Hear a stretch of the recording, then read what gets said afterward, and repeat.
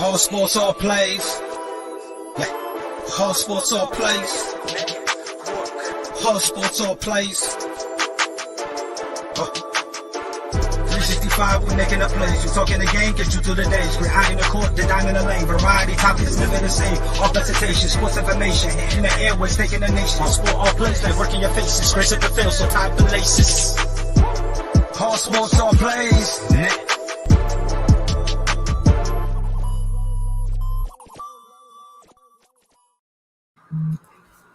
All right, what is up, everyone? It is Wednesday, coming to the end of April. As y'all can see, I am in a new place. I have been banished to the basement.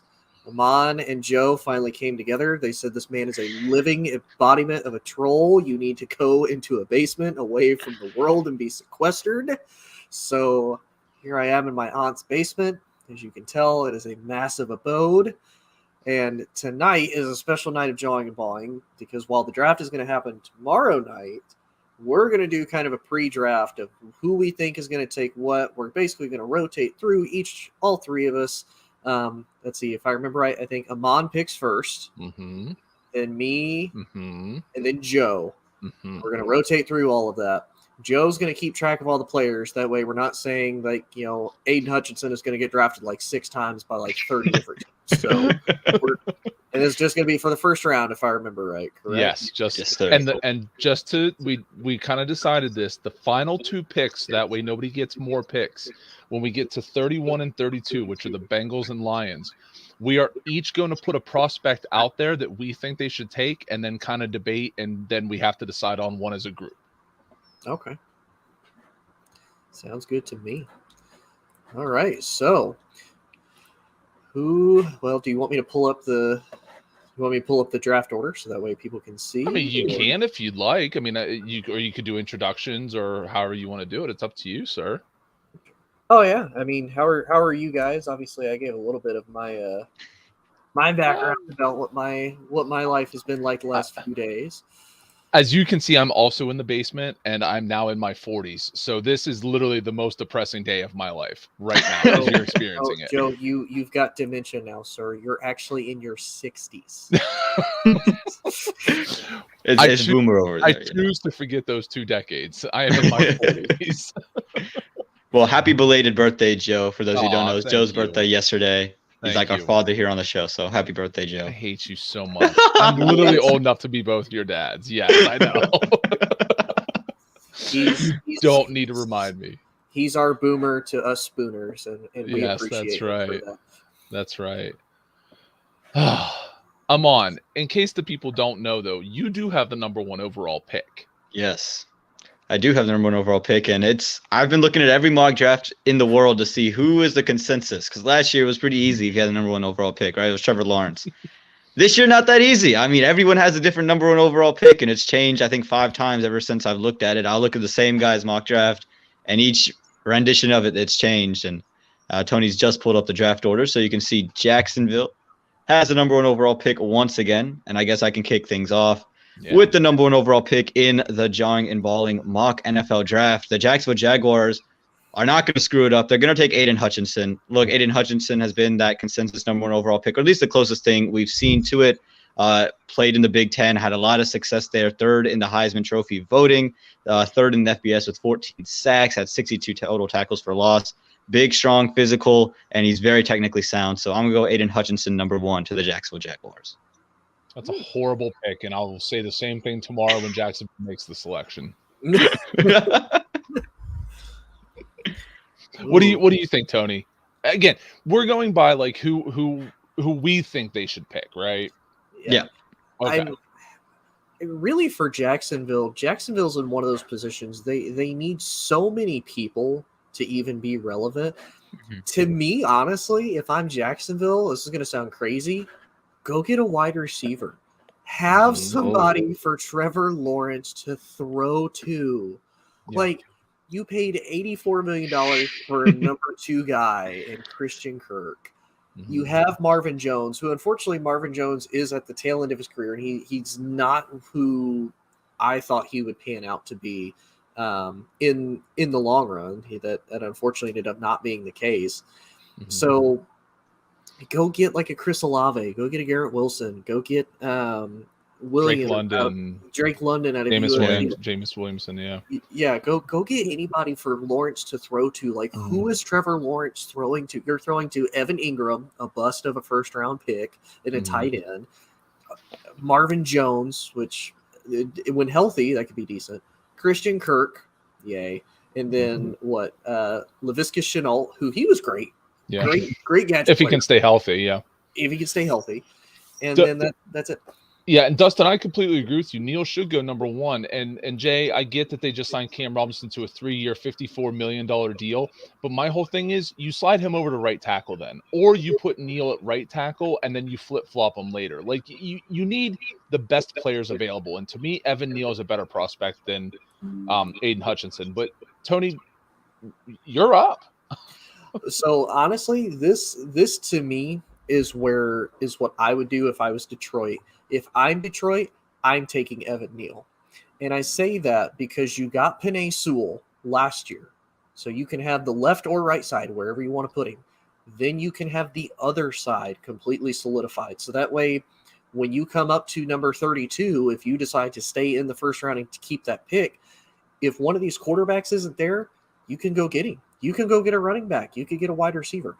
You know you're still looking for your quarterback of the future. Like, I guarantee they're not completely sold that it's Jared Goff. And you can – yeah, exactly. Goff is still going to be gone, so it doesn't really matter. But you at least need to have something there. It's like – and you'll kind of make yourself more attractive as far as bringing free agents there. It's like, okay, nobody ever wants to go to Detroit because it's devoid of talent. Okay, what if Detroit then can rebuild their offensive line? Hey, we're a little bit better now because we have a better offensive line. You can establish a run game now with DeAndre Swift because of that. You locked up TJ Hawkinson because of your fifth-year option. Your defense is actually significantly better than what a lot of people expected it to be. Go fix your offensive line so you have more versatility. But that's me if I'm Detroit. Don't get me wrong. I don't mind Aiden Hutchinson, and you can always use another player on defense, but shore up your offense first. Like, be able to run the ball, because if you have a really good offense and you keep your defense off the field, that can make up for having a crappy defense. Yeah, I mean, they drafted Penei Sewell last year. He dropped to them at 7. That was a good selection. He ended up moving from the right side to the left side. So, again, I like the Detroit offensive line, what they're doing with Frank Ragnow, guys like that. They have been banged up, so this is another prospect in there. I don't hate the pick, but there's some other players I'd have taken. What about you, Amon? Yeah, I don't not like it. I mean, Evan Neal is a great pick. Ike Ekwonu. Sorry, I could not find his name today. I pronounced it all week, and then today it's just not found it. But he'd be another option there. Again, I think I probably would have gone Kayvon Thibodeau just because he kind of fits to me what Dan Campbell is trying to build there. Big, tough, physical guy, can stop the run, and then against the pass is just going to go after the quarterback. That's probably who I would have gone with, but I don't hate the pick of Evan Neal. All right, Joe. Who are the Houston Texans picking at number 3? Well, the Texans have 2 first-round picks, we know, at 3 and 13. Yep. So, to me, I'm getting the guy that has seemed to risen up the boards the most, somebody who think can be the most impactful defensive player. That's Ahmad Gardner, Sauce. He's a big corner. You get Lovie Smith in there on the defense. We know that he loves physical corners, guys who aren't afraid to compete. We know that the AFC South is trying to turn into an arms race, but also needs to hold up against the run with guys like James Robinson in Jacksonville, with guys like Jonathan Taylor in Indianapolis. So it makes a lot of sense to me to get Gardner. You need to have somebody who has a weight to him. Right now, the Houston franchise is just kind of drowning and sinking, and you need a guy like Gardner who's going to come with swagger and attitude and be like, listen, I'm the guy. Lean on me. And there is no denying that that guy is Sauce Gardner. So for me, I take Ahmad Gardner at 3 for Houston. Mon, you want to go? Yeah, I like the pick. I like Sauce Gardner there. You kind of put me in a bind here, Joe, because I didn't think Kayvon Thibodeau would be on the board here at 4. That I was banking on that not happening. Both of you went and passed him up. But again, Houston, they need anything they can get defensively. I think Lovie Smith is going to love having him, or even Derek Stingley. I was stuck between the two of them, which guy would fit in his kind of Tampa 2 type of system. I think Sauce Gardner, again, didn't give up a touchdown in college. We know that incredible stat. He's a great press corner. I think he's going to get in a lot of foul trouble early, but I think Lovie Smith's the right guy who can lead him in the right direction. So did you just give your pick away for the number 4 at the Jets? No, so it would have been. It's going to be Kayvon Thibodeau. It is going to be Kayvon Thibodeau at number 4. I think the Jets. Robert Saleh is going to want a pass rusher. He's sick and tired of seeing Carl Lawson, and he's just trying to go in and get himself a pass rusher. So I think Kayvon Thibodeau out of Oregon makes the most sense to me. Big, strong, physical, stops the run, and can get after the quarterback when he needs to. Yeah, I'd agree. Real quick to the Gardner. I like the pick. To me, the only thing I'm worried about, and obviously you don't always have to come from a big name college to succeed. You know, when you look at who Cincinnati plays in the AAC, they don't really play a lot of big time tough opponents. So I mean, don't get me wrong, it's still massively impressive that he did not allow a single touchdown throughout his entire career. That is immaculate. Like you literally can't ask for any better than that. But I wonder how well that will correlate over to the NFL. Now, don't get me wrong. To me personally, he's going to one of the best defensive minds in Lovie Smith. I loved Lovie Smith in Chicago. I love that Bears defense. You know, Charles Tillman, Tim Jennings, Chris Conte at free safety there for a couple years when he was there. Absolutely loved it, and he'll definitely teach him to be a ball hawk. Again, I'm just wondering how it correlates over and how well he correlates over to the NFL. And especially with, like Joe said, the AFC South, that's kind of becoming a, arms race. And really, if you look at the AFC South, you're going to have to not only worry about, I wouldn't say really much with the passing. You're not going to have to worry about it as much with Jacksonville because they have just kind of a bunch of plethora of wide receivers. Indianapolis doesn't have a wide receiver. I refuse to acknowledge this.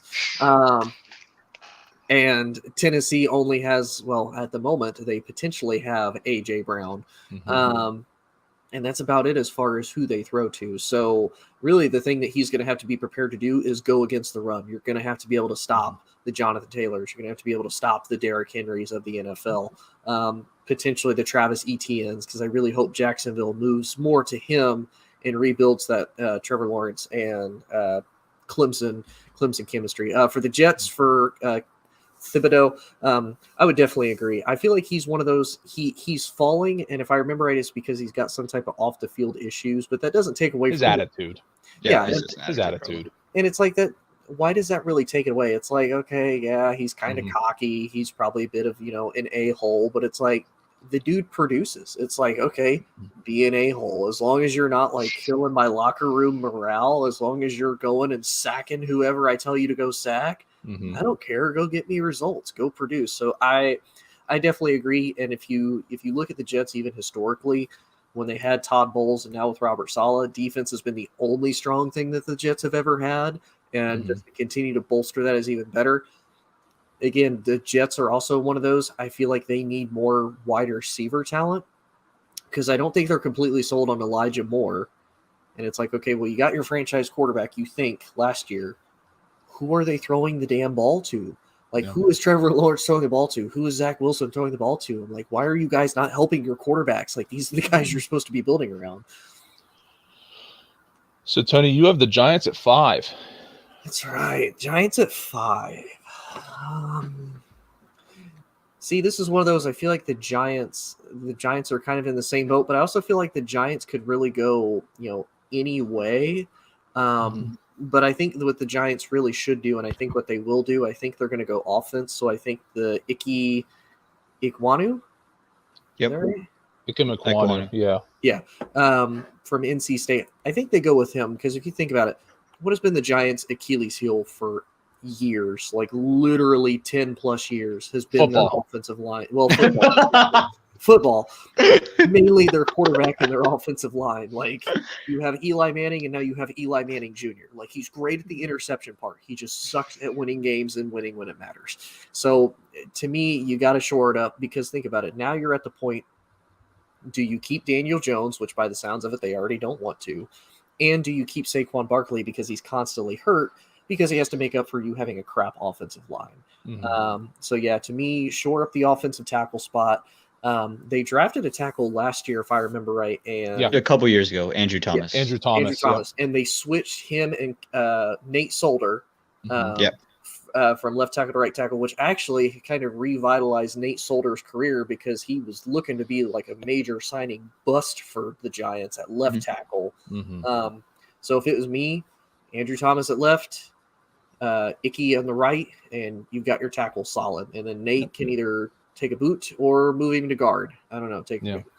Well, rotational tackles are part of the league now, especially with, if you're going to try and establish Saquon Barkley as a running back, you can have those 6 offensive linemen. We saw Cincinnati do that last year. We've seen other teams do that. The Patriots are notorious for it, of bringing in that third tackle. And Solder, even at his older age, is still an athletic enough guy on the end to have that contact, or you slide him inside, and then all of a sudden you put the younger athletic guy on the outside. I'm up with the Panthers at 6. I'm going to run up to the front of the Jawing and Balling draft and say thank you very much for Derek Stingley Jr. I think the one thing Carolina needs to focus on is everybody's got them taking a quarterback at 6. You have a good defense. You need an improved defense. You're not going to solve your offensive woes all of a sudden. It's just not going to happen. There's not a wide receiver. You've got good wide receivers. There's not a quarterback. There's not a running back. Are you going to take the third best offensive lineman on the board at 6? I'm not too keen on doing that. So I'm going to take the best, what I think is the best defensive player available, which is Derek Stingley Jr. You have Jeremy Chin at safety. You have Brian Burns at defensive end. Now, all of a sudden, you have Stingley at cornerback, and now you're reestablishing that Panthers mantra of doing, things hard and physical. So, yeah, I take Stingley at 6. I love that. You pair him alongside J.C. Horn, and that you get basically a secondary duo there, and then alongside Jeremy Chin in the back end. Yeah. That's a great pickup there, Derek Stingley. You took both corners off the board, Joe. I'm kind of upset at you about that. I took both corners off the board. Look at you, overachieving. Thank you, Tony, for taking Ike for the Giants at 5. Makes my job easier with the Giants at 7. It's going to be Kyle Hamilton out of Notre Dame. He's a unicorn at the safety position, can play inside the box, outside, great speed to play over the top in coverage, can come down, play near the line, can be a coverage guy versus some versatile tight ends. I like Kyle Hamilton. I think he was at one point arguably the most versatile, or at least the best defense player in the draft. At one point, I think people would have considered it. I think he slipped down a little bit, but I still think he's going to be very successful. I think the Giants need somebody in the secondary to go alongside James Bradbury, who hasn't really produced that contract that he's been given. Give me Kyle Hamilton at number 7. I love it. I love it. I think the biggest thing with the Giants is when you look at that, you're looking at 2 guys who are I think you could argue are both top 5 picks, and you're getting them at 5 and 7, which is perfectly fine. You're coming away with 2 guys who are going to presumably be day 1 starters. Yeah. And I would say both New York teams are probably the 2 that I would argue no matter what. I feel like all the other teams that have 2 picks or more are going to be a little bit flexible with potentially like trading out once they either get their guy or, whatever their kind of plan is as far as moving. Maybe they'll be flexible with one of those picks. The Giants and the Jets, I feel like, are in such a rebuild mode and need so much. They're not even going to remotely trade some of these out. Like Houston, I could maybe see trading that pick. Maybe see Philadelphia trading another pick and just kind of adding to the surplus. New Orleans, maybe with that later pick in the 19th. Green Bay, even if they want to maybe move up or move back out. Or even Kansas City, because they have basically two of the last 4 picks. But no, both the Giants and the Jets, I 100% see them keeping those picks to get 2 of the best players that they can get available, within basically the top 10 of the draft. So some of the cream of the crop players that they can get. Number 8 on you, Tony.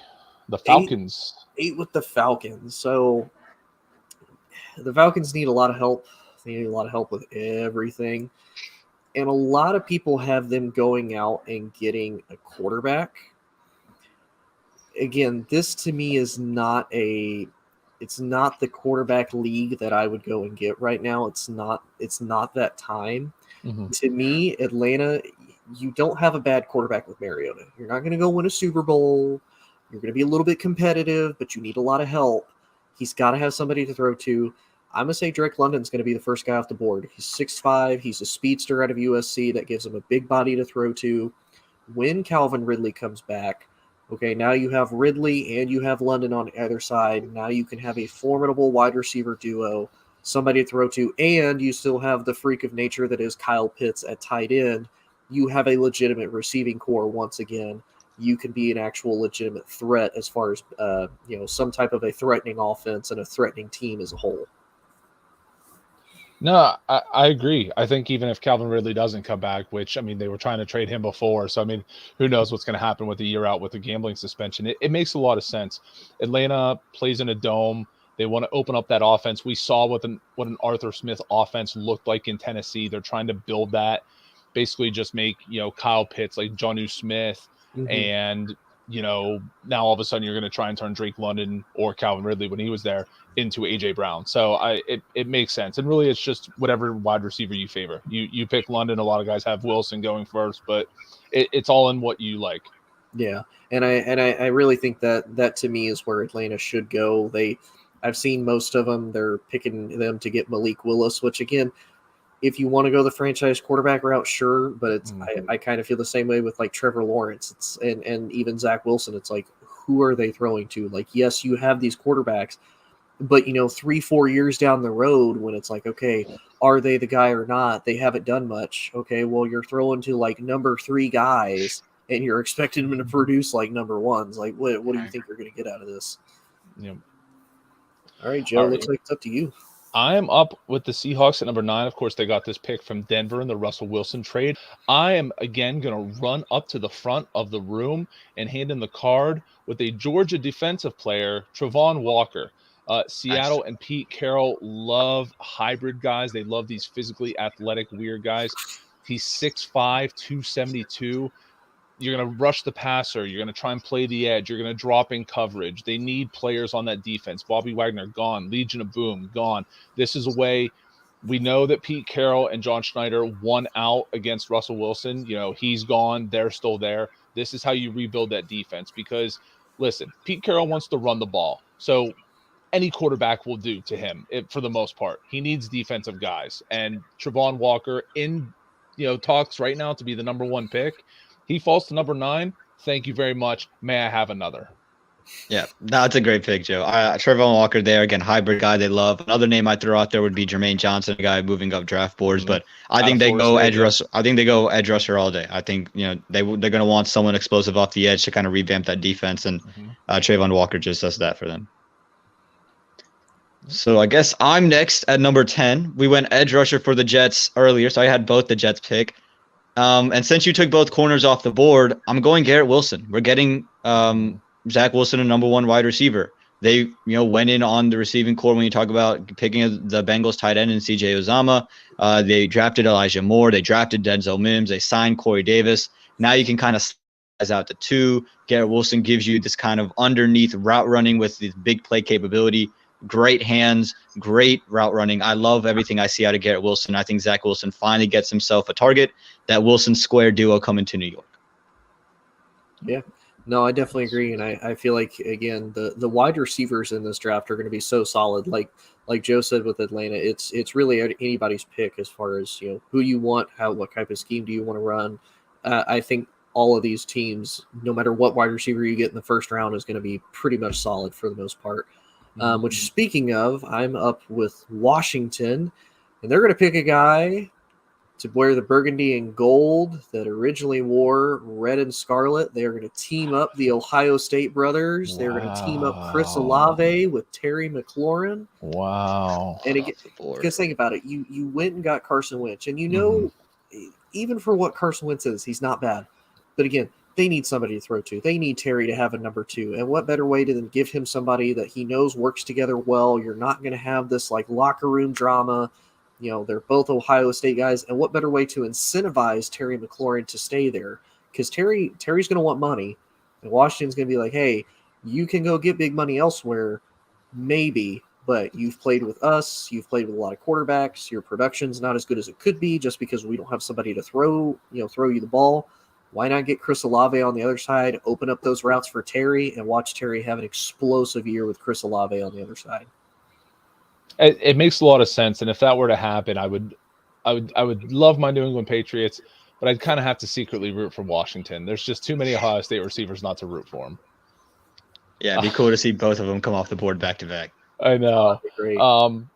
I'm up at number 12 with the Vikings. This was actually a tough pick. I was debating whether to go offensive line or defense. You know what? I've stuck with defense through most of the draft. I think all my picks so far have been defense. So why change it now?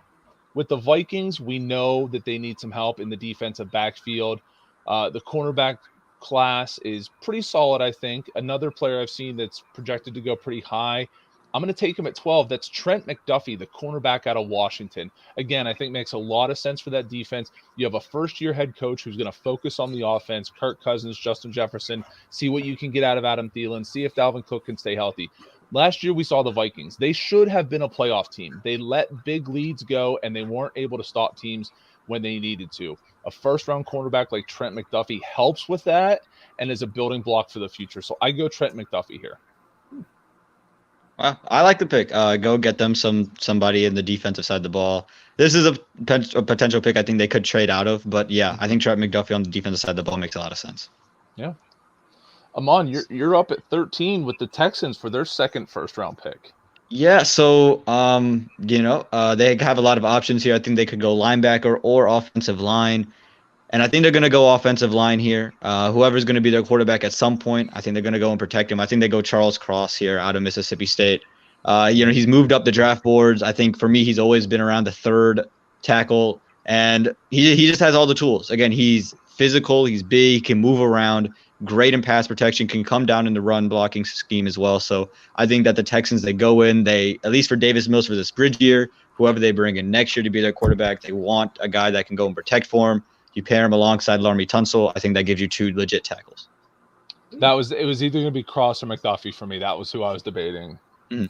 Yeah, and I definitely see that because Houston's another one of those teams. Their offensive line has been so bad for so long, and I think that's what's honestly hurt them for years of not being able to go farther in the playoffs and being able to be a legitimate threat. Yep. All right, the Purple Ravens. Purple's my favorite color. I like the Ravens. The Ravens were one of the few DC teams that when I was stationed there, I never really minded if the Baltimore Ravens won. It was only I wanted Washington to lose just because A, it's DC, and B, because they're Washington. I'm a Dallas fan. I have to root against them. But you know what the Baltimore Ravens are finally going to do for their quarterback that another team won't do? Get him a wide receiver. They're going to get Jamison Williams out of Alabama. 6'2" wide receiver. Get somebody for Lamar to throw to. For whatever reason, Ravens fans aren't sold on Hollywood Brown, which, I get it. He's bad about dropping stuff, but, man, just think about it. Jamison Williams, Hollywood Brown, build that offense, build a wide receiver core so people can be like, hey, Lamar finally has actual people to throw to other than his tight end, his safety blanket, and Mark Andrews. No, I like the pick. It makes a lot of sense. It fills a need, and you're getting a top prospect for that spot. Yeah. I'm up next with the first of two Eagles picks. Wow, I actually get both Eagles picks this time. I'm going to fill a need and a desire and a want. I'm going to stay on defense. This is the year of the defense, baby. Look at this. You can't have a beard like this and play offense. You can't. Tom Brady doesn't have a beard like this. All right? Defensive guys do, and some offensive linemen, but defensive guys do. So I'm staying with defense. The Philadelphia Eagles draft Nakobe Dean, linebacker out of Georgia. He's a thumper. He's somebody who's going to bring an attitude to Philly. He's an undersized guy. He just fits right into that mantra of Philly. We are the underdogs, and we are going to come back. And he is a nasty defender. And I'll tell you what, I don't like Philadelphia. I don't like the team. I don't like a lot of players on the team. But one thing they definitely play with are chips on their shoulders. And that is a guy like Nakobe Dean. I love it. Again, he fits that town perfectly. Just tough, hard-nosed. And he's going to come at you with everything he has on every single play. I think we saw him yelling at his co-linebacker there at Georgia in the national championship game right before his other linebacker got an interception. So he's a guy who's going to come in there, try to be a leader from day one. To me, it just makes a lot of sense for them to go Nakobe Dean. Mm-hmm. So I guess I have the next pick, and I have the New Orleans Saints here at 16. And I have both 16 and 19. So I'm going to play the long game here, and I'm going to stick with a defensive player. I'm going to stick with the linebacker. I'm going to go Devin Lloyd. They didn't bring back Quan Alexander, and This is a guy who's very versatile. Can go back in coverage, can come down, blitz. I wanted the Patriots to draft him personally. Felt a lot like Jamie Collins back in his prime years. Again, could come off the edge very hot, and they could always use a guy to line up alongside Cam Johnson and let him, or is it Cam Johnson? I can't remember his name now. But is it Cam Johnson down there in New Orleans? No, you're Cam Jordan?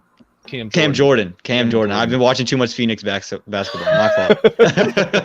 Cam Jordan. They could always pair someone alongside Cam Jordan there. So I like Devin Lloyd there at 16 to New Orleans. Okay. Let's see. Los Angeles. I don't know, Los Angeles is one of those, like, they're not a bad team. Like, there's not a lot that they really have to do to even, like, be in, like, the competition. I would guess looking at it, they need some offensive line help. Just because it never hurts. I feel like they're kind of lacking a little bit more in the guard spot. Also at the tackle. So if I'm looking at it, I'm going to say they draft Trevor Penning. Kind of the same as like the Lions. You know, they drafted Rashawn Slaughter last year. Pair another rookie there on the other side, be able to protect Justin Herbert for years. Because again, we've already seen them go all out for this team, and I feel like defensively they've shorted up. You have Bosa, you have Mack, you have James in on the safety position. You have J.C. Jackson, you have Asante Samuel Jr. Right at corner. So, and they have actually really decent wide receiver, and they have Jared Cook at tight end. So, I mean, I guess that's okay, but I don't really know any tight ends that you're willing to spend the 17th overall pick on. You can get those later on in the draft. So, to me, Trevor Penning reaffirmed that offensive line. No, it's fine. I was actually thinking you were going to go a guard. I had a name in mind, but like you said, if you're going to put Slater in at left tackle and you can bring in Trevor Penning and put him at the right tackle, then all of a sudden you've got, two bookend tackles, young guys to build around. And that's exactly what Herbert needs is protection. I'm up next at 18. I'm back on the clock with the Eagles. I'm going to draft defensive tackle out of Georgia to match up with Nakobe Dean, Jordan Davis. Again, something that Philadelphia loves is big athletic guys too. They need somebody to help open up space for their linebackers to play. So I think Jordan Davis does that. I think I almost thought about receiver. I just didn't feel comfortable at 18 taking some of the guys. Drake London I thought maybe would fall a bit. Maybe Jamison Williams. Those guys are gone. I don't want to take the fifth best receiver in the top 20. So I decided to go here with Jordan Davis. I just think, again, the defense needs some improvement. They're getting older. I think you go get Davis. Yeah, love the pick. If you didn't take him, I was going to take him there. And then I was almost going to take Trevor Penning too at 16. So both of y'all took whoever I was going to take here at 19. So thank you very much for those. That's how you know it's two This is like tremendous the real draft. selections. It very much like the real draft. But luckily, unlike real teams in the NFL draft, I have a third option. And my third option is going to be Jaquan Brisker out of Penn State, the safety, extremely athletic. The comparisons are to Justin Reed, and they need a safety, right? Malcolm Jenkins goes, he retires, he's done, and he can go and play anything you need him to do, whether he's dropping back in coverage, whether he's going to come in and cover your tight ends, and especially when you talk about teams like Tampa, if you want to match up with, say, a Gronk, if he comes back, you talk about what he can do in the back end when you have Mike Evans to deal with and Chris Godwin to deal with. I think for a Saints defense that needs some youth, some rejuvenation, Jaquan Brisker makes a lot of sense out of Penn State. Wow. All right. Not a name I had heard, but I'll take your word for it. Yep. Tony, you're up with the Pittsburgh Squealers at number 20. Pittsburgh Squealers. So again, another team that a lot of people have taking a quarterback, because I don't know why people – I get it. It's Mitchell Trubisky. He's not the quarterback of future. But again, this is not the draft to build a quarterback. Don't reach. Don't try to go get somebody. Go build around your dominant running back that you got out of Alabama. Go get Kenyon Green out of Kenyon Green out of Texas A&M. Go get a guard. Go shore up your offensive line so Najee Harris can actually run the ball. You can do a lot of screen passes. If Mitchell Trubisky does have to run, he can get protection. Like, go get somebody to protect your quarterback. No, it makes a lot of sense. Wow, there's some players on the board that I was not expecting to be there for my pick at number 21 with the Patriots. I really have to think about this one. A name popped into my head, somebody I thought Tony was going to take. You know what? I'm going to make it back-to-back linemen. Center/guard from Iowa, Tyler Linderbaum, somebody who seems to be climbing up a bunch of boards. A lot of people like him for a bunch of different reasons. Am I just like taking everything? Dude, like you? it's just everything that you say. It just it's just oh my goodness. It makes sense. As a Cowboys fan, I'm upset because I wanted Dallas to take him more than anybody. But yeah. But I think he's, again, you bring him into that offensive line of the New England Patriots. They were good last year, but they traded away Marcus Cannon. They've got some young guys in there. And if anybody can utilize rookie offensive linemen, it's Bill Belichick and the Patriots. So I think if you get a guy like Linderbaum at 21, you have to be happy if you're the New England Patriots. I love the pick as a Pats fan. Again, you go get yourself a guard, you protect Mac Jones, and he's been climbing up the draft boards. And I thought, he might be able to fall back into where I needed him to fall in for the mock draft. But I like the pick. If that ends up happening on day one, I'd be very happy about that one. Mm-hmm. Next up, we have Tony's favorite team, or at least the man up north, and the Green Bay Packers. And contrary to popular belief, they're not going offense. They're not going receiver. I'm joking. Packers fans, relax. Don't worry. I won't do it to him. I try to freak you out for a little bit. They'll go get the fifth best receiver. They'll go get Treylon Burks. He is a Swiss Army knife, high usage guy, end arounds, out of the backfield, whether it's short, whatever you want. In a Matt LaFleur system that's kind of similar to what we saw out of Kyle Shanahan. He could run some of the similar things that Deebo Samuel does. Not saying he is Deebo Samuel, but they need a receiver. If they don't draft a receiver, I know every person in Packers land will throw a hissy fit. And I think he fits what they need right now as well. So give me Treylon Burks at 22 to Green Bay. I like the pick. It makes a lot of sense. Yeah, definitely. All right. So I get Jay's favorite team, the Arizona Cardinals. So we've seen them kind of shore up the offense. Like, they potentially have the running back. We think they have the quarterback for the moment.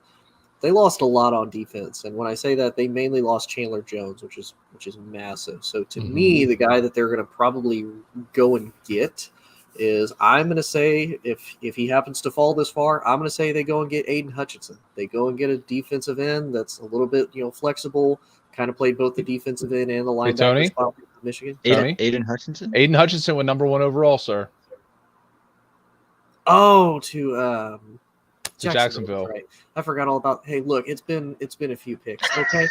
So if that's the case, they'll go get the defensive end out of Purdue, George. Karlaftis or Karlaftis. Yeah. Oh yeah. He's somebody else who's really went up a lot of boards. Yeah, because again, kind of the same thing. He's one of the few bright spots that Purdue had on the defense. He's a great edge rusher. And again, with having lost a lot of these other guys kind of early on in the draft with teams that need defensive ends pretty heavily, I could very easily see Arizona kind of getting him at kind of a little bit of a steal and using that to hopefully replace the production that Chandler Jones used to bring. Yeah. No, that's not a bad one. I'm actually going to go ahead and use your points against you, Tony, because I don't know if with my special old man glasses here that I was able to read the name and you guys weren't. But for your Dallas Cowboys at 24, I'm going to take the defensive end out of Florida State, Jermaine Johnson II. A lot of people think he's a top 10, top 12 pick. If you get him here at 24, again, we know what that Cowboys defense did last year. The offense was explosive. The defense had its issues.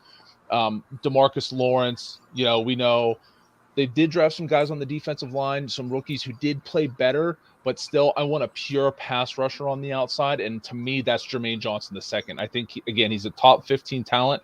If you get him at 24, Jerry Jones is doing backflips on the party bus all night long. How long? All night long. I love that pick. Jermaine Johnson, again, I was almost ready to take him in the top 10. Kind of slipped my mind when I was making other selections. I'm not going to lie. I had him listed under all the teams in the top 10. And after the top 10, I figured there's no way he's going to be there. And then he said his name. I was like, damn. But I love the pick there, and especially for a Dallas Cowboys team when you can pair him alongside Micah Parsons, who can come off. This is a pure pass rusher, give you that consistent energy there. And if Micah Parsons wants to come off the side, it's going to be problems for NFL defenses. Mm-hmm.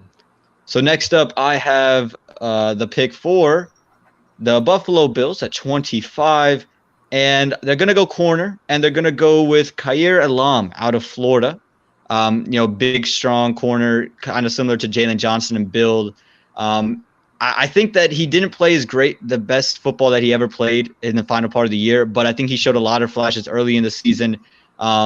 Very good at the point of attack, high off the ball, and he doesn't have to be a number one corner. He's going to come in and be your number 2, number 3 guy, basically outside of Tre'Davious White. So I think it's a good guy to pair alongside. He can play a couple different roles. If you have those bigger body receivers, I think he fills that role a little bit better than a guy in Andrew Booth, who I was considering.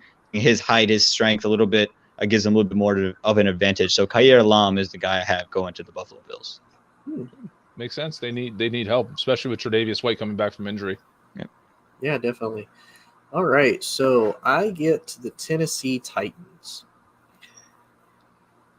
And whenever I look at the Titans, they need a lot of help on defense. They need so much help on defense. They need a lot of help on the offense too, because they have Ryan Tannehill as their quarterback. I feel like Tennessee is going to be one of those teams that, because most of these really decent defensive players are gone, they're going to reach for somebody. And I think they're going to reach, I think, more for the tight end, because I feel like they're going to be more dependent on tight end to being able to take away some of those, kind of short over the middle throws that Ryan Tannehill likes to throw. He's not a big fan of throwing the deep ball. I don't think he throws a very good deep ball. And why not have another tight end to help block for Derrick Henry? I think they take Trey McBride. I think he's going to be probably the first tight end off the board that they take, because again, a lot of the wide receivers are going to be gone at this point. If you get a wide receiver, I know there's the kid out of Penn State, Dotson. Yep. Mm-hmm. Like he's one I've seen a lot of mock drafts. I've seen a lot of people say, Green Bay's going to take him with a wide receiver. No, they're not. You already know that's not happening. But I feel like once you're kind of getting to this point, it's like, especially with those, you're kind of reaching. Like he's not. I don't think he'd be bad, but you're really reaching to try to get you like a solid wide receiver, solid tight end. No, it makes sense. I'm not sure the tight end goes in the first round, but if you're going to take one, if there's not anything else you can think of, then fine. That's fine. I'm up at 27 with the Buccaneers. The Buccaneers, as we know, had a lot of problems in the defensive backfield last year, whether it was injuries or suspensions or just bad play. Freddie, they don't have a first round pick. You should probably pay attention to the rules, sir. I'm going to give the Buccaneers the safety out of Michigan, Daxton Hill. Big safety, 6 foot, 191, plays the run well. I think that the future of the NFL is not necessarily having 4 corners and 2 safeties. It's more of a 3-3 hybrid, or even a 2 corners and 4 safeties. We saw them take, excuse me, his name is escaping me now. His dad, Antoine Winfield Jr. Thank you. So if you have Antoine Winfield Jr. and you have a guy like Daxton Hill, then all of a sudden you're able to move those pieces around for a Todd Bowles defense, the new head coach Todd Bowles defense. And I just think, again, it's a versatile defender that helps. And that's what the NFL is going to, is guys who can play not necessarily multiple positions, but play positions in a different way. And I think a player like Hill can do that. So that's who I give to Tampa Bay at 27. I like it. I think they have a lot of safeties there, but they don't have quite a safety like him they can pair alongside Antoine Winfield. I think they're going defensive backfield anyway, whether it's corner or safety. I think it's just whoever has the best value. And his versatility, his ability to come down in the run game, and I think what he can do to complement Antoine Winfield, who has played like really a top 10 safety since he stepped on to an NFL field, is going to be really helpful for that Todd Bowles defense down there in Tampa. With the next pick, it's going to be Green Bay again. And this one I'm going to reach, and I'm going to reach a lot, and it's only because this guy has an injury that I'm reaching. I'm taking David Ojabo here at 28. This is a kid who had a top 15 grade on him prior to the ACL that he suffered in his pro day, which is very unfortunate. And I know a lot of Green Bay fans are going to be unhappy that this is not a guy who's going to contribute to this upcoming season. But this guy When healthy, we've seen him put up massive numbers alongside Aiden Hutchinson. And again, whether that's because of Aiden Hutchinson or not, you still have Preston Smith. You can still go ahead and pair him alongside of Preston Smith. And as he gets better, I think this is a very valuable asset you can have as an edge rusher. Might not help you in 2022, but in 2023, Aaron Rodgers is still under contract. He can be a big part of that defense and getting to the quarterbacks that are in the NFC. Love it. Yeah. Love it. Not gonna lie, part of me really hopes that Green Bay trades up in the draft and goes and gets like Matt Corral. Malik Willis. Please just go trade up for another quarterback. Don't even worry about the wide receivers. Just go get another quarterback, man. Just go do it. Be so happy. Freddie, to let you know, the Rams are going to take Desmond Ridder, the quarterback out of Cincinnati, for their Matt Corral. They're taking they Matt. They're going to replace Matt Stafford. So don't worry, you're going to have a quarterback in the future. Just saying. So for the Chiefs, obviously, to me, and I know Joe has the next pick after me. I feel like Kansas City uses both on wide receivers. This guy actually completely slipped my mind, and the fact that he's fallen off the board is kind of surprising, but I know he also has an injury history. He actually just got hurt recently in the national championship. That's wide receiver out of Georgia. That's Pickens. Or is it Pickens?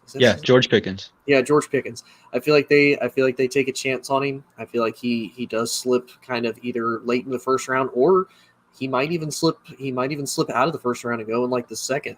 And I feel like Kansas City primarily goes offense because that's what they're going to funnel everything through, is through Patrick Mahomes. I feel like Andy Reid's going to kind of treat it like how Peyton Manning used to be. Even if you have a crappy defense, keep them on the field, quick scoring ability, everything to that effect. And they have to replace Tyreek. They have to replace let's see. They did get Marquez Valdes-Scantling. Garbage. And it's just Don't forget about Juju. Also garbage. So yeah, you gotta have another wide receiver core than that. That's just trash. Well, Tony, as much as you'd love me to take a receiver at 30, I'm not going to. But if you didn't take one at 29, I did have one in mind at 30, but it wasn't that guy. But what the Chiefs do need is they need some defensive help. And I don't want to reach for a corner here, even though it would make sense. I think there's still some decent corners on the board.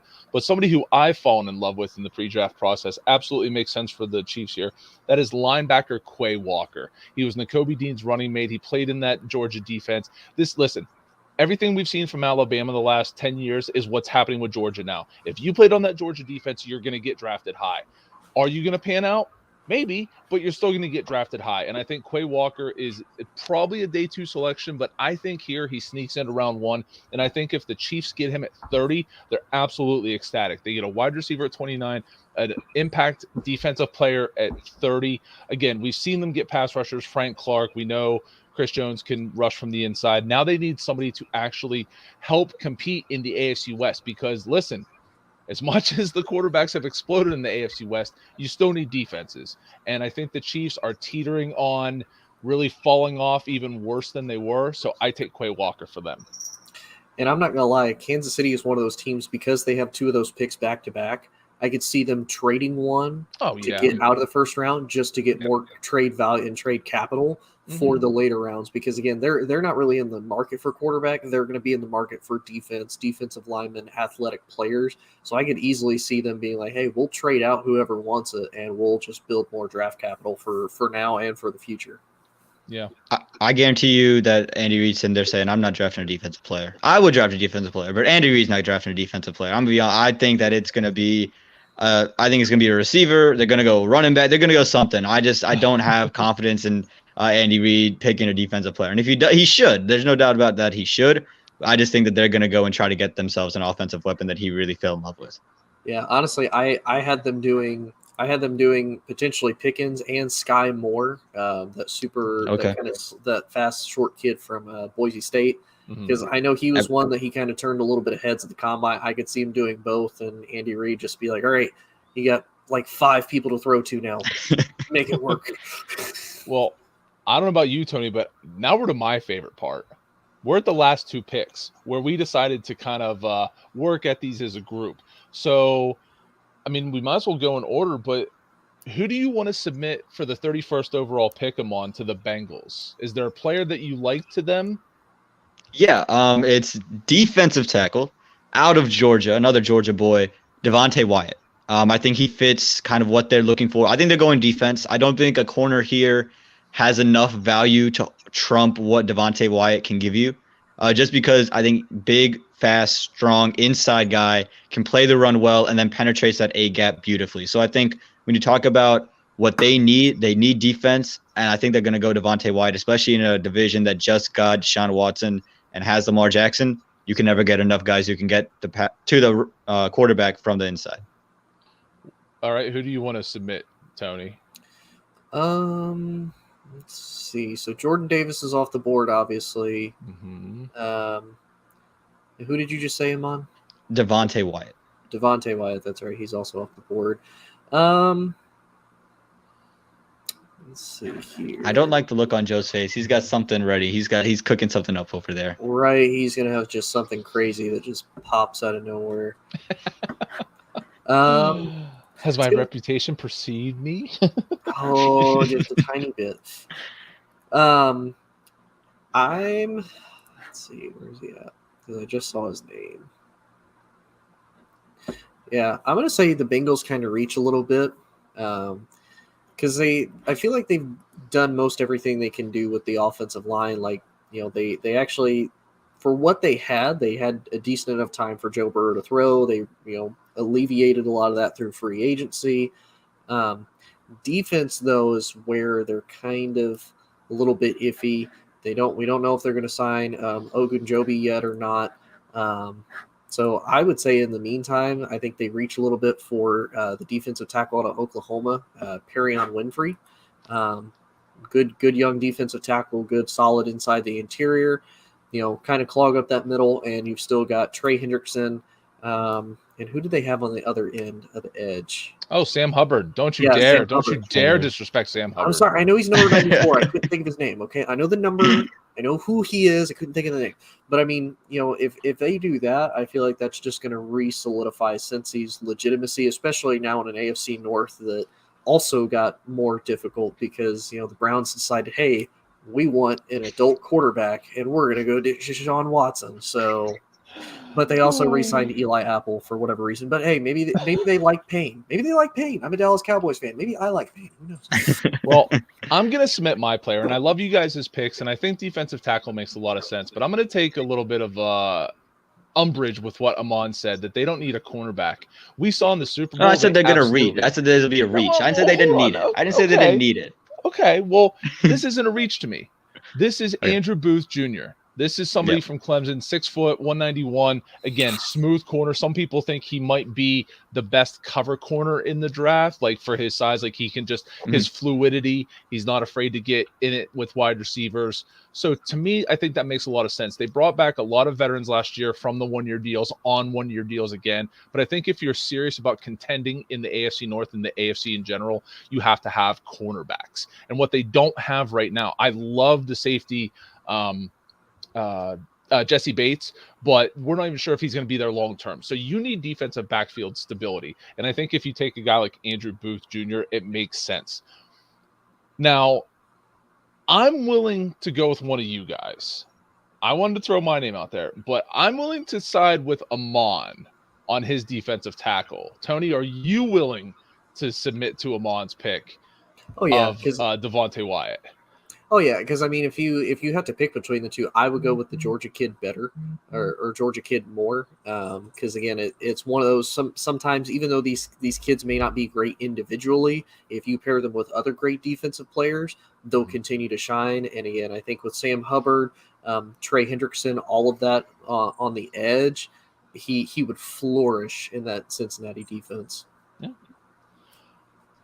So I guess we're on to number 32. To the Detroit Lions. Yeah. Can I submit my player go first? Go for it, Joe. We'll go backwards this time. 3-1. Okay. Let's go. Yeah, 3-1. Mine is very simple. You take this guy last because you're doing the same thing that the Ravens did with Lamar Jackson. Different position, though. who you're taking, you need wide receivers. You have nobody at wide receiver. You are taking somebody who a lot of people think might be the best receiver in this draft if healthy. That is John Mechie from Alabama. You get the fifth-year option, so even if he sits the year, you've got 4 solid years to see what this kid can do. This is the new red shirt. They think he might be back, so you start him on the PUP list. He comes in halfway through the season. You don't stress about it because Jared Goff's his quarterback, but he gets out there. He gets to see what the professional game is like. So even if you want to be a bad team like Detroit and go quarterback chasing next year, you're going to have a first-round talent wide receiver for 5 years, and it's not going to hinder your suckiness this year. Yeah, no, I definitely agree. And I'll be 100% honest with you. This is one of those picks that Detroit hasn't, but I don't feel like Detroit's like 100% sold on keeping it. I could easily see Detroit trading this pick kind of the same way with Kansas City. Like, hey, we already got who we wanted at number 2. Most of the guys that we wanted are gone.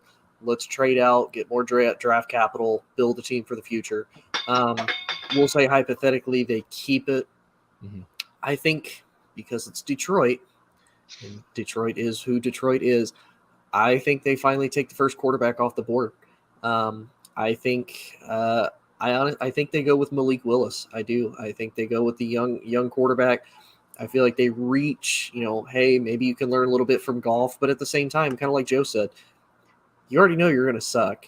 The expectations aren't very high. See what Goff can do. Okay, Goff, you're booty. You're out. Malik, time to go in, buddy.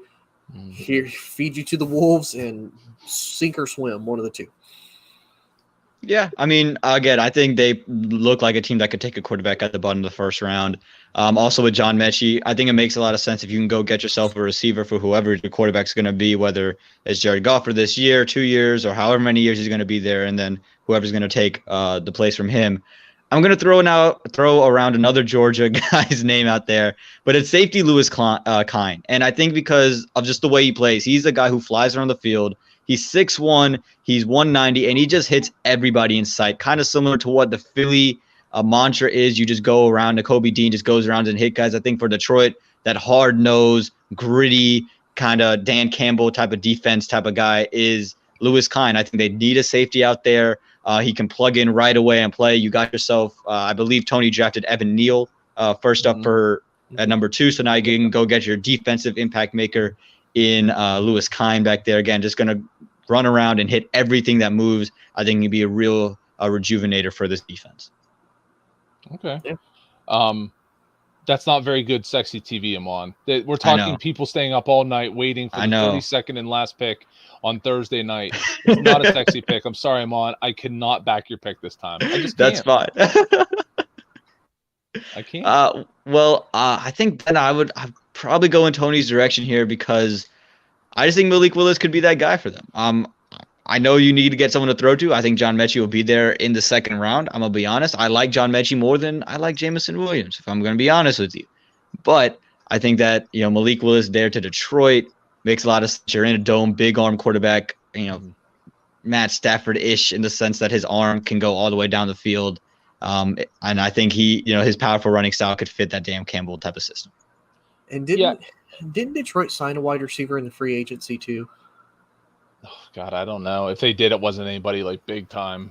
There wasn't anybody. I know they have Amon St. Brown in town already. I don't know if they signed anybody.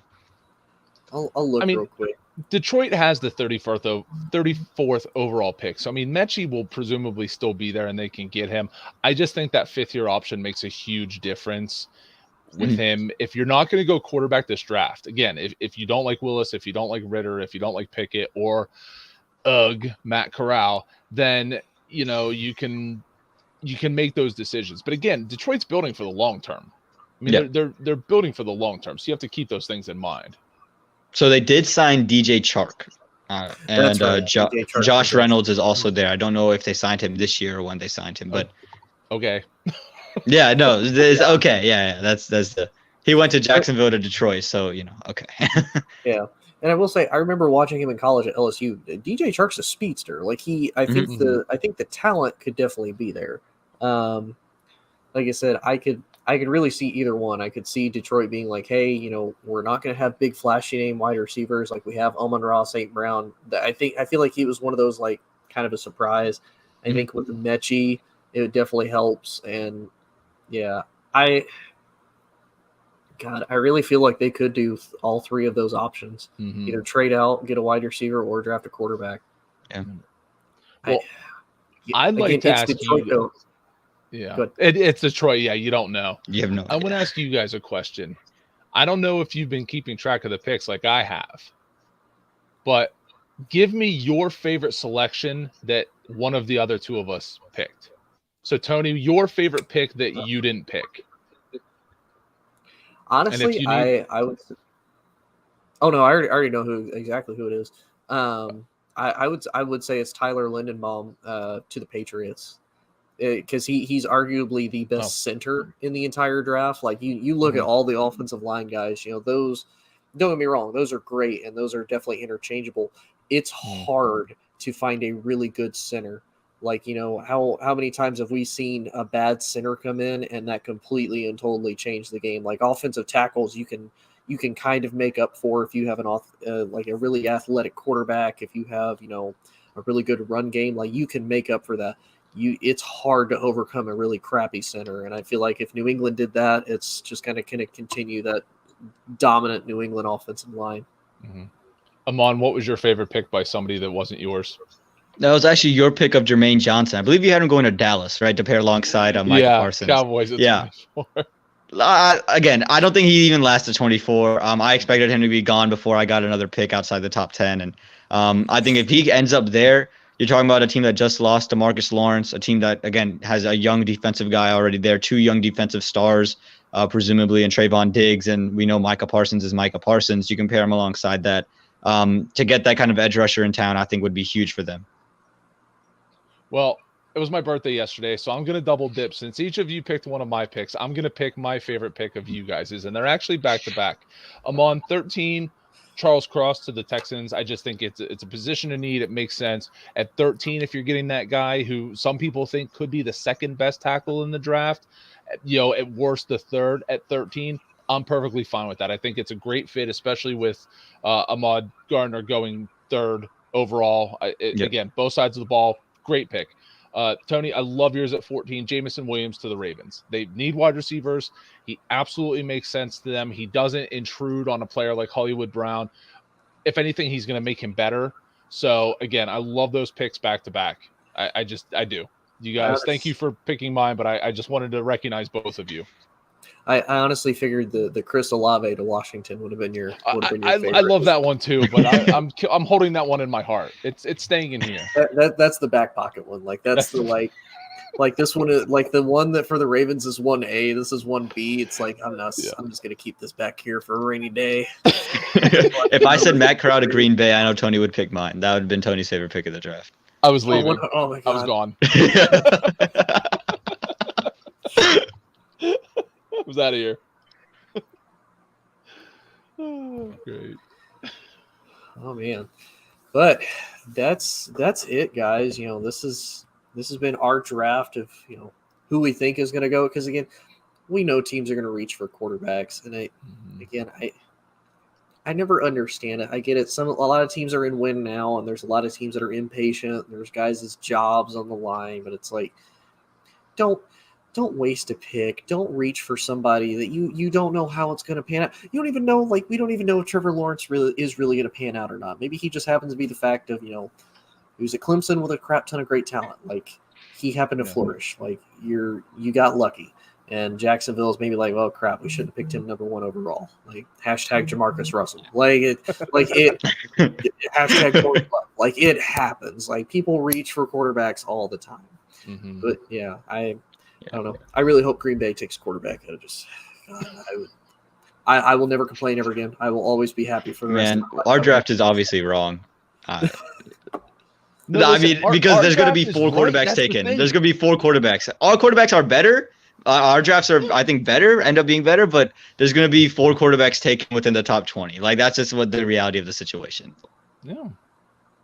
Very easily. And I want to give a special shout out before we get out of here to our buddy Pride, who yelled at me 2 weeks ago and said that only teams with established quarterbacks should draft quarterbacks in the first round. So, Tony, your hope of Green Bay drafting a quarterback might come true if Pride gets his way. Hey, they've done it before. Why not do it again? Why not again? You haven't drafted a quarterback in the first round for like 15 plus years. Don't start now. Don't start now. Just keep it going. Just keep it going. Hey, as soon as you did it, guess what happened? Aaron Rodgers had 2 MVP seasons, so that's a win, right? So draft another one. He'll get 2 more. Right? You haven't. That's the correlation I'm seeing. Why does he need it now? He's the MVP. He's draft a quarterback. That'll lead to 2 MVP seasons, guaranteed. Who needs it? Lamar won an MVP without one. Who needs it? Oh man, this has been a blast. Though again, this was actually all of this was actually Joe's idea. Joe's the one that has put this together. Joe doesn't give himself nearly enough credit. Joe is actually a mastermind behind a lot of the ideas behind this show. Whether he will admit that or not, he likes to eat a lot of humble pie. I know he does. Got the fat belly to prove it. That's why we love Joe, though. This has been a great episode, though. I know we're all excited to watch the draft tomorrow. It's gonna be interesting. It's probably one of the most interesting off seasons. It'll be even more interesting with the draft because, like every draft, people reach for just odd players and weird stuff happens. And we're gonna see some weird trades and we're gonna see some weird quarterbacks taken that are supposed to be the franchise future, and that may or may not be the case. You know what I'm really surprised nobody picked though? Well, I mean, obviously we were smarter with our draft. Kenny Pickett still on the board in the second round, where he should be. Yeah. Yes. Keep him to the third round, maybe. You know, along with every other quarterback. Yeah.